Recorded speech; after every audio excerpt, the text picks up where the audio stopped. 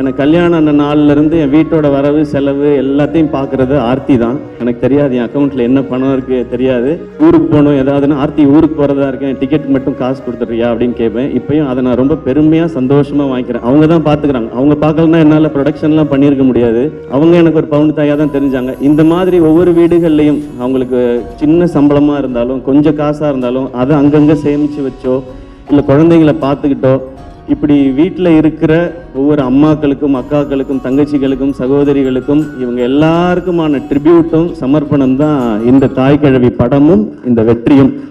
இதை இந்த படத்தின் மூலமா செய்ய முடிஞ்சது எனக்கு சந்தோஷம். என் வாழ்க்கையில் இருக்கவங்களுக்கும் சேர்த்துன்றது இன்னும் கொஞ்சம் பெருமையாகவும் சந்தோஷமாகவும் இருக்கு.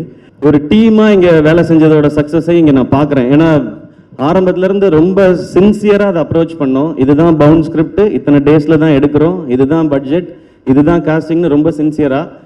சிவாக்கு தெரியுமான்னு தெரியல, நான் எல்லா சீனையும் நீங்கள் ஷூட் பண்ண அடுத்த நாள் பார்த்துருவேன். நான் என் ஷூட்டுக்கு வந்துடும், அந்த சீன் என்னாச்சு என்னைக்கு எடுக்கிறீங்கன்னு, அது லொக்கேஷன் சேஞ்ச் இருக்குது அதனால இன்னொரு நாள் எடுக்கிறோன்னு சீனை சொல்லி கேட்பேன். இந்த கதையை 2 முறை கேட்டிருக்கேன். ஒரு முறை நான் கேட்டேன், இன்னொரு முறை கலையெல்லாம் கேட்கும்போது ரியாக்ஷன் பார்த்துட்டே இருந்தேன்.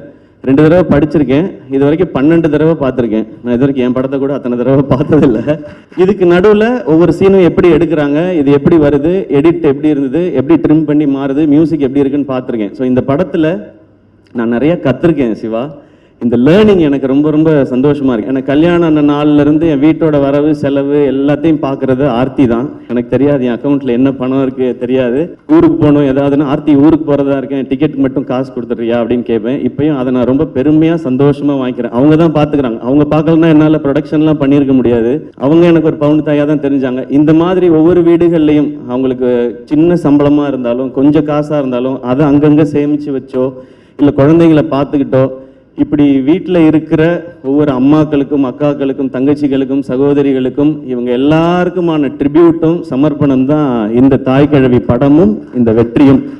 இதை இந்த படத்தின் மூலமா செய்ய முடிஞ்சது எனக்கு சந்தோஷம். என் வாழ்க்கையில் இருக்கவங்களுக்கும் சேர்த்துன்றது இன்னும் கொஞ்சம் பெருமையாகவும் சந்தோஷமாகவும் இருக்கு.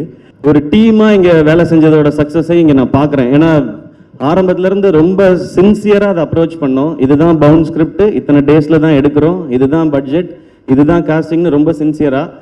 சிவாக்கு தெரியுமான்னு தெரியல, நான் எல்லா சீனையும் நீங்கள் ஷூட் பண்ண அடுத்த நாள் பார்த்துருவேன். நான் என் ஷூட்டுக்கு வந்துடும், அந்த சீன் என்னாச்சு என்னைக்கு எடுக்கிறீங்கன்னு, அது லொக்கேஷன் சேஞ்ச் இருக்குது அதனால இன்னொரு நாள் எடுக்கிறோன்னு சீனை சொல்லி கேட்பேன். இந்த கதையை 2 முறை கேட்டிருக்கேன். ஒரு முறை நான் கேட்டேன், இன்னொரு முறை கலையெல்லாம் கேட்கும்போது ரியாக்ஷன் பார்த்துட்டே இருந்தேன்.